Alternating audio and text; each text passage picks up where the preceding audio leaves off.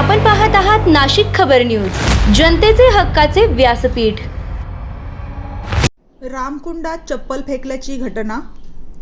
नाशिकमधील पवित्र मानल्या जाणाऱ्या रामकुंड येथे घडलेल्या घटनेमुळे संतापाची लाट उसळली आहे।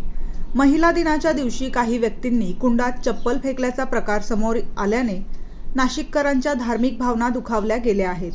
हिंदू धर्मात गोदावरी नदी ही आईच्या स्वरूपात मानली जाते, त्यामुळे पवित्र मानल्या जाणाऱ्या या ठिकाणी अशा प्रकारची घटना घडणे अत्यंत संतापजनक असल्याची भावना नागरिकांकडून व्यक्त केली जात आहे।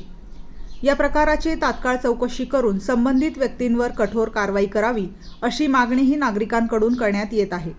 दरम्यान या घटनेनंतर प्रशासनानेही प्रकरणाची दखल घेत तपास सुरू करण्याची अपेक्षा व्यक्त केली जात आहे। रामकुंड हे नाशिकच्या धार्मिक आणि सांस्कृतिक परंपरेचे महत्त्वाचे केंद्र मानले जाते, त्यामुळे अशा घटनांमुळे शहरातील नागरिकांमध्ये नाराजीचे वातावरण निर्माण झाले आहे।